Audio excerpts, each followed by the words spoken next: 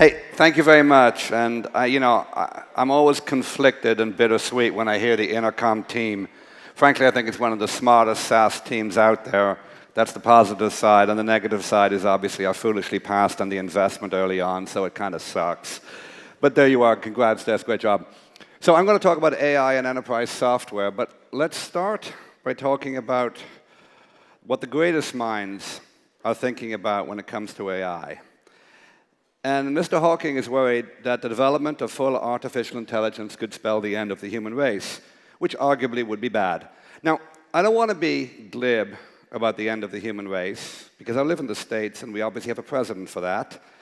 But what I'm focused on is the fact that the financing of the development of full artificial intelligence, in other words, the process of getting from here to there, will result, from my perspective, in a lot of wasted venture dollars, and I think from your perspective, in a lot of less than successful software SaaS companies.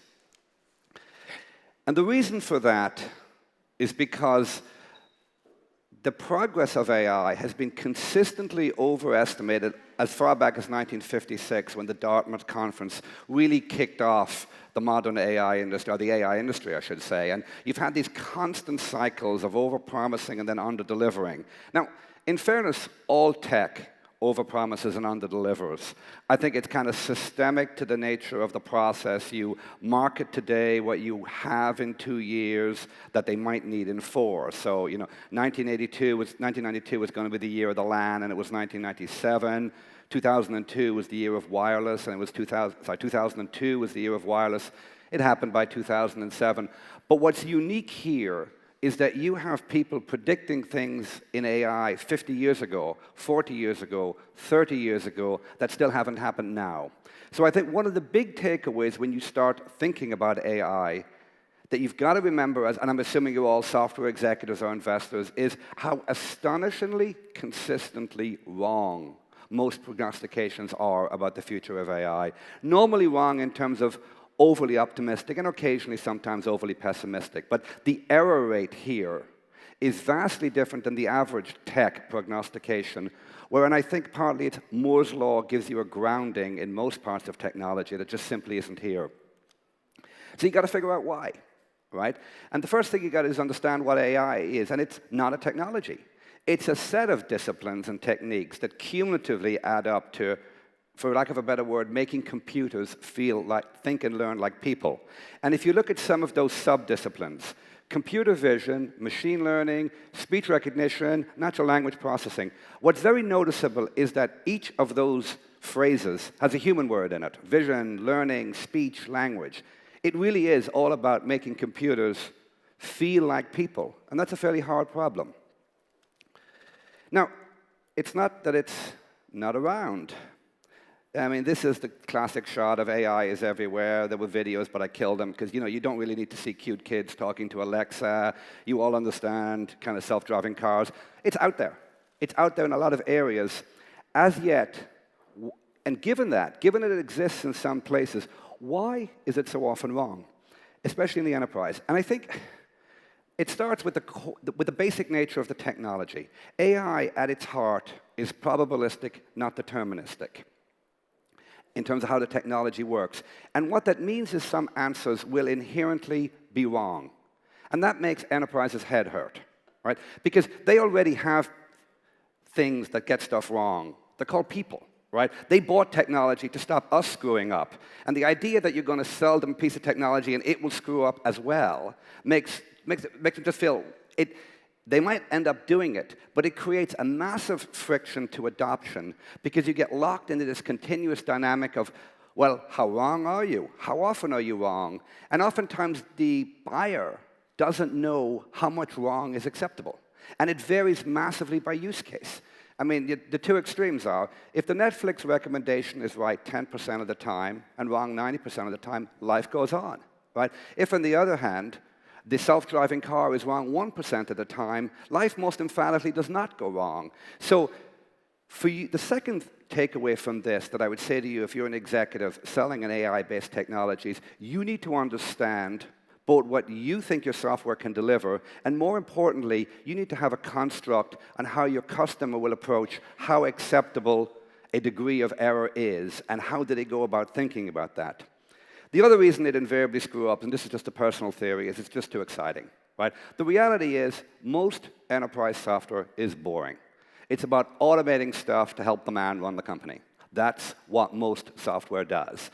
And whenever you're talking about SQL databases, that's all you get to talk about.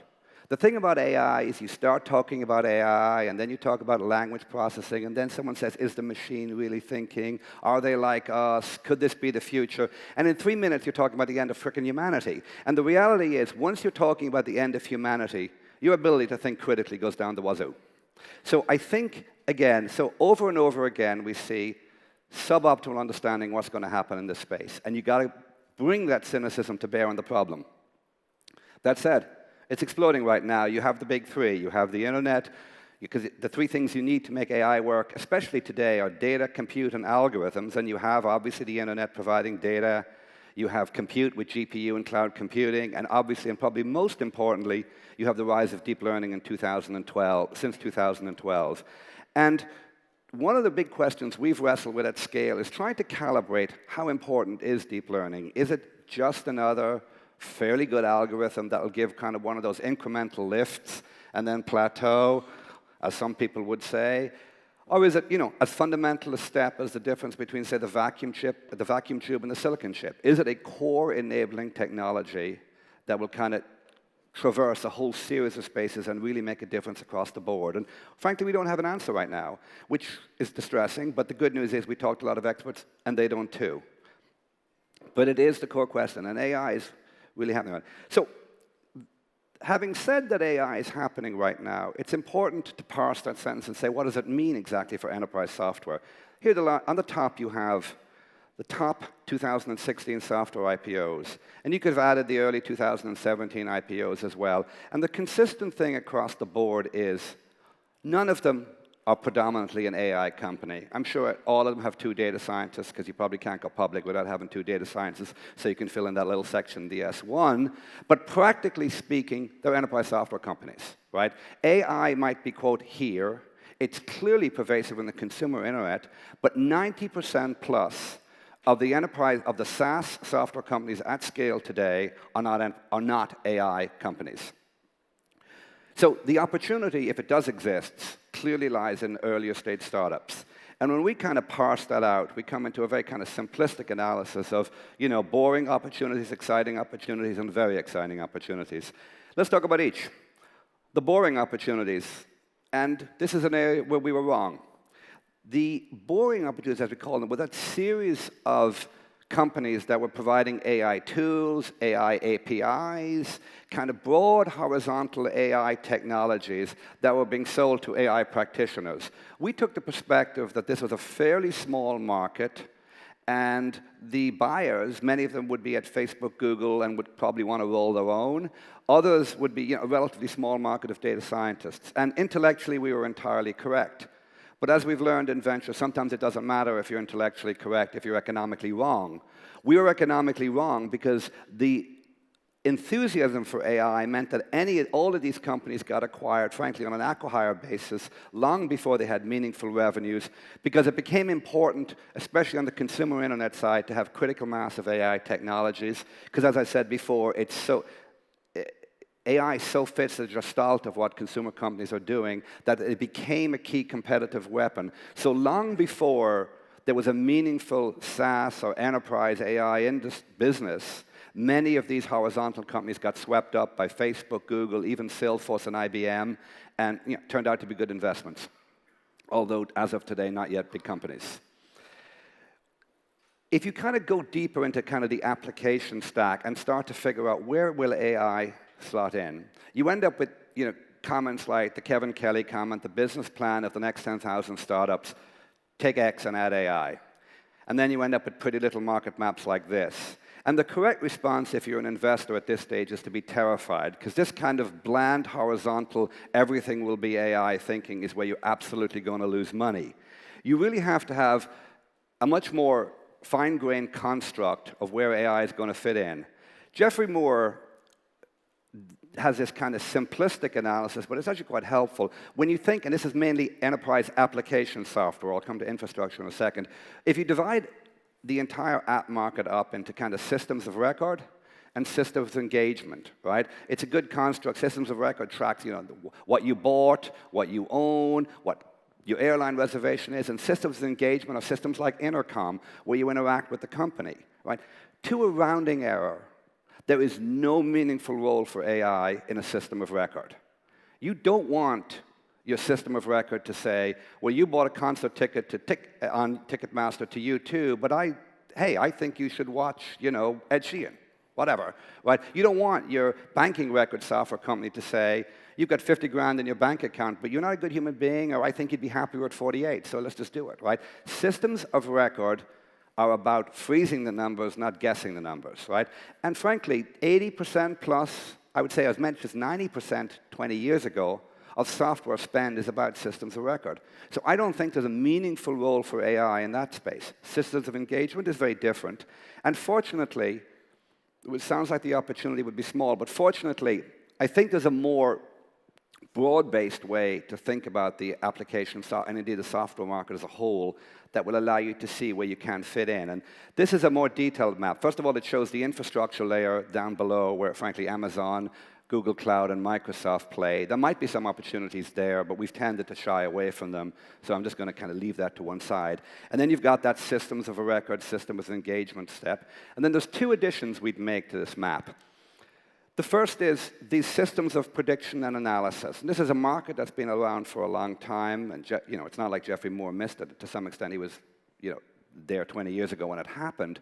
But this is an area where AI has a massive role to play and kind of can take retroactive-looking systems of analysis and convert them into forward-looking systems of prediction. So this is a meaningful area for AI. There is a role in systems of engagement. And then the other big change is this, is that most of the time, up until now, when we interact with computers, we type and we point and click. That's what we do.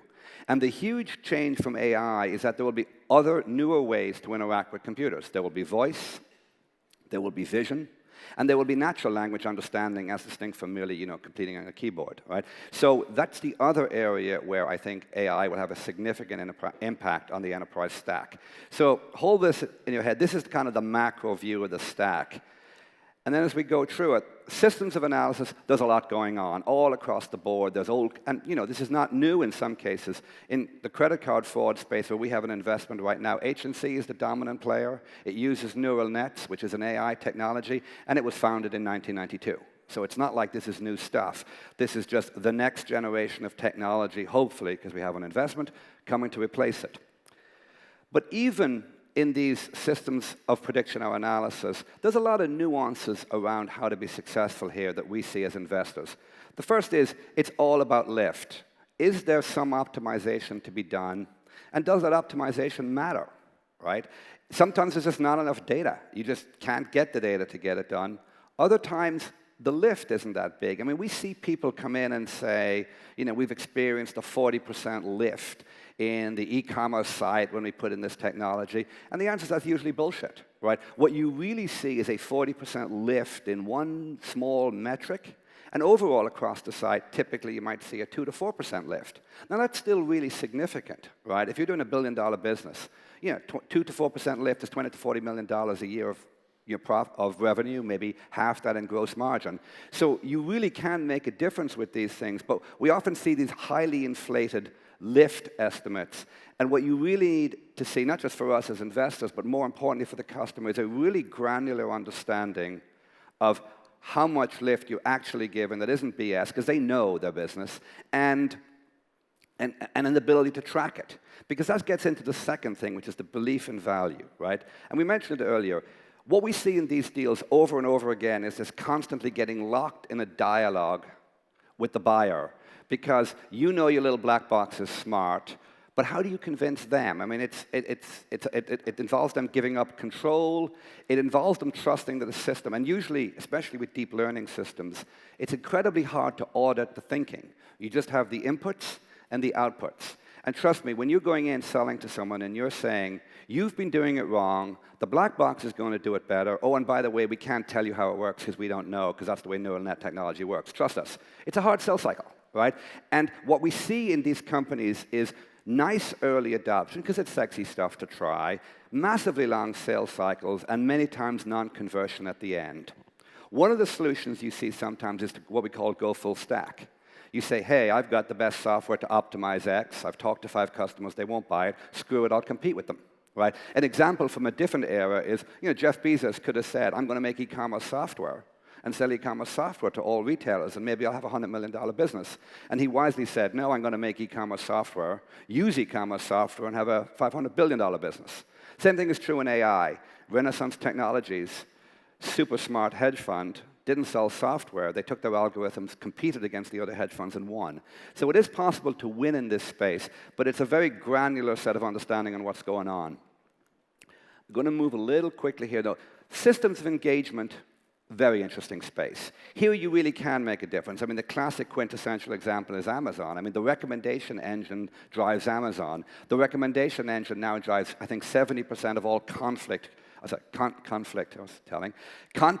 consumed by Netflix. So in the system of engagement, when you, either the customer or the employee, is interacting with the system, and the dominant role of the system is to manage that interaction as distinct from store the final information, then you find AI really can make a difference, and these kind of recommendations and nudges can move the needle a lot, right? Amazon's a great example. Textio was a company, when I built this presentation, we weren't an investor, but subsequently are, so I'm doing what every VC does, which is push their own product, because that's what you got to do, right?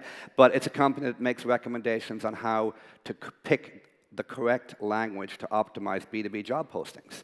So again, what you find is this is a system of engagement. The person building the posting is right there, and the system can say, hey, these words convert better. These words are less loaded in terms of gender ratio. This is the right way to optimize the ad. And again, it's a very practical, it's kind of a practical economic purpose that drives why you're doing it. So I think there's a lot to be done in systems of engagement. And the good news is system of engagement has been more of a growth industry in the app space in the last 10 years. The negative you confront in this space is that the difference between a system of engagement and a system of record is not a religious statement, right? Salesforce is both. It's an awesome system of record. It's a so-so, at best, system of engagement, right? But the fact that they have the system of record has allowed them to dominate, and some of the newer companies trying to do a better CRM, optimized from the consumer side, using some early AI, they've been modestly successful, but the power of being the system of record has allowed Salesforce to, frankly, swallow a couple of those companies and survive. So interesting space to invest in. But as I said, it's been the ability to go beyond just kind of numbers, just beyond keyboard, that is also very interesting and that AI has enabled. And there really are 4 different areas. There's language, there's vision, there's images, which is kind of obviously related to vision, and then speech. And I might just cover one of them in the interest of time. Kind of, you've got the core natural language processing. And again, that's, as I said, that's not just translation, which is one of the most obvious uses and the one demonstrated here, but it's any process of a machine taking in language and understanding or summarizing it. It's a core discipline. It's been around for 20, 30 years. And this is an example of how it works in terms of the state of art before deep learning and the state of art after deep learning. I'll skip it again in the interest of time, but what you see here is the graph of success. And this is specifically around translation, right? What you see is the prior statistical methods use it for natural language to do translation. Had good results, but there's a scale called the BLE scale, which is basically a rating of the quality of the translation. And it's good, but it's nowhere near human quality. Google has done an amazing job in kind of deep learning-based translation, and there's been a step function increase in performance. But it's still not a human quality. And that's the kind of back to the comment I made at the start, is before you can sell this stuff, you've really got to know the use case and how acceptable the error rate is, right? It's totally fine to translate social media comments from language A to language B. They're badly written to start with. They might actually improve. Random outcome might help, right? But you're not going to use it to translate a contract. You're not going to use it to present a proposal. So, and we see that. We really like the NLP space, and we've made a couple of investments there that have been announced and some that have not. But what we see over and over again is that one of the keys to successfully investing there is really understanding what exactly is possible and what is not. And in almost every case, you tend to go in thinking it's awesome, the demo is great, and then you grind down and you end up with a really fine-grained understanding. Some stuff works and some doesn't. In website translation, as I said, it's not commercial grade. We looked at companies doing business summarization. You really can take a bunch of English, and if it's kind of a corpus of work that's fairly consistent, you can render intelligible, understandable summaries of it. And they use that now for earnings releases and things like that. But if you want to get an exactly right, reliable summary of something for use for legal purposes, it's simply not there, right? And then the same is true all down the stack. We looked at some of those companies that are answering customer questions, and they're great, and we're interested in the space. But don't fool yourself. The success rate is about 20 or 30%. You can maybe resolve 20 or 30% of customers' questions, but the other 70% you have to kick off to a human being. That'll change over time. But it gets back to the comment that managing that dynamic of how you as the vendor work with your customer so that they understand that this is not magic pixie dust and all the customer success reps go away on Friday when they buy this software is one of the key things to managing the sales cycle. You have the same story in speech in terms of significant increase in progress, but at the same time, as anyone who's used Alexa knows, there is a second wind, it is interesting, but it's not fully there yet. And images and video is interesting. We actually don't have an investment in this space. We'd really like to, because in fact, of all the spaces, I think deep learning has seen the fastest rate of advance here. Now, I think some of the others will be impacted, in particular, natural language over time, but vision is particularly amenable to kind of use with deep learning. And there's been the classic, you've all seen this, oh look, the computer can now recognize small cats and now clearly big cats. This is progress. So you've got a 3% error rate, and apparently human beings have a 5% error rate in recognizing cats. Who knew? But that would appear to be the standard. And there's some interesting stuff out there. We've seen, there is really some interesting stuff on medical image diagnostics. So the obvious examples, the MRI, the breast cancer screening, the machines are more accurate than the radiographers. But again, you have the same, for lack of a better, regulatory and sociological dynamics. How do you handle the FDA in the US? How many errors can the machine make before it's better than a human being? You'd think it would be simple and say, humans do this, they're better, take them. Turns out not to be, and the adoption curve will be driven by things like that. The takeaway on this is simple. There isn't an adoption curve for AI. That's the big aha. There are multiple adoption curves for your particular problem and how AI can impact your problem, and it doesn't really matter that fraud detection's been solved 20 years ago, and it may well be that autonomous driving won't be solved until 20 years from now. What you have to understand is how it works for you. There's also that smaller category of, kind of the new thing. If you think back on the enterprise stack, we've covered, systems of record, system of engagement, predictive analytics, and then new inputs. You also got to step back and say, there's just stuff you never thought about before, where there is a software opportunity. I mean, the autonomous car industry, it is happening. It's happening more slowly than perhaps some would think, but at the same time, there's an interesting B2B software market there around testing, around operating systems, and we think it's compelling. Autonomous drones is an area where we have a drone investment. We've been stunned to learn, the US government has already commissioned and is putting into service autonomous drones that literally can, in combat, make a kill decision entirely delegated from the powers that be, right? So that's a huge amount of AI enablement.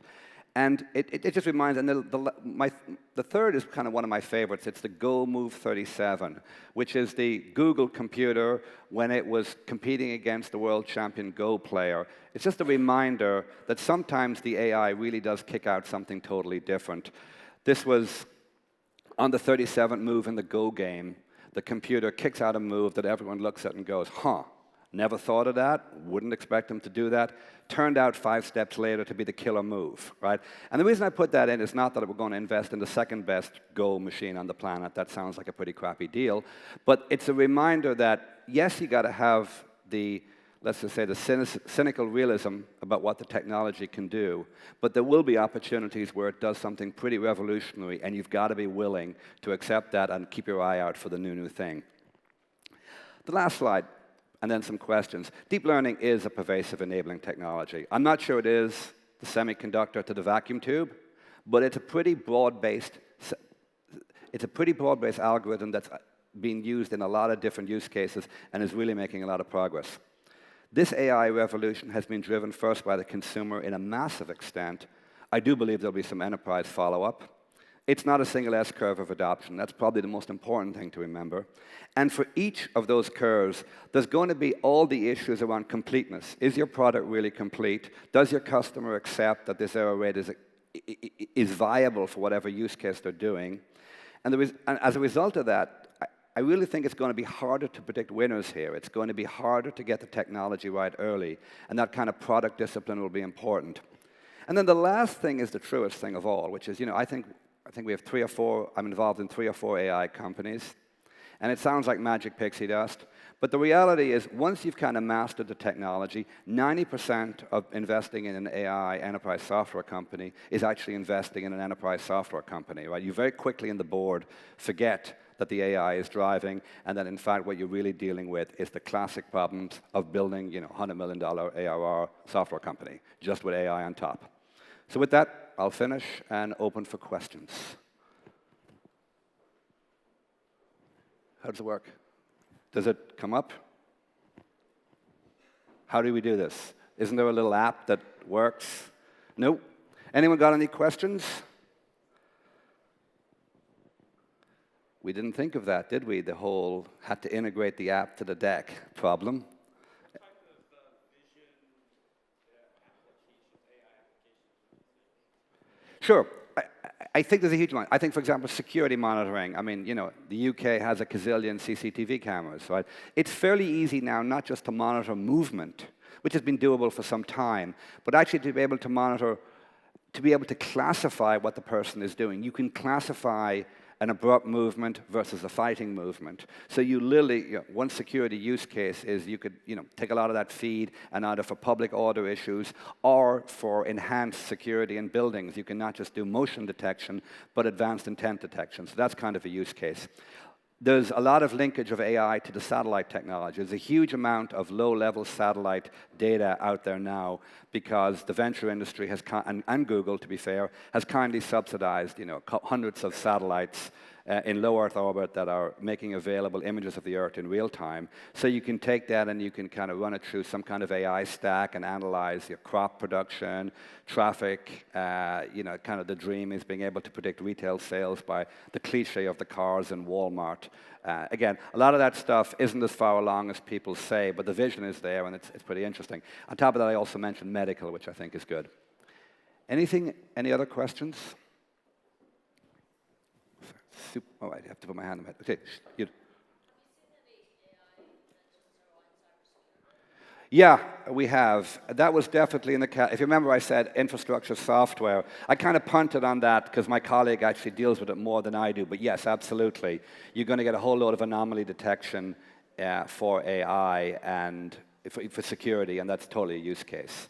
So, I mean, it's a pretty obvious one. And again, it's back to the same thing, nothing new here. They tried it before using simplistic techniques in the late 90s. And again, back to the theme of the error rate was so crap that they pretty much disabled those things very quickly. It's no good telling me I've got, if I have one anomaly and you tell me about it, that's great. If I have one anomaly and you tell me I have 100, that's not so good. So I think, again, the same thing applies, which is what's the acceptable level of wrong answers before people will deploy that kind of technology. But yeah, there's a ton going on right now. Thanks. On the anonymous question, will machine learning become a commodity service provided by Amazon and co., in other words, Google? I think some of the horizontal stuff will, and that's why we were kind of wary of those spaces, because Amazon, I mean, if you want to run TensorFlow on Google, where they've really made a push, if you want to run basic machine-level stuff on Amazon, it's great. So I think that level will be a commodity.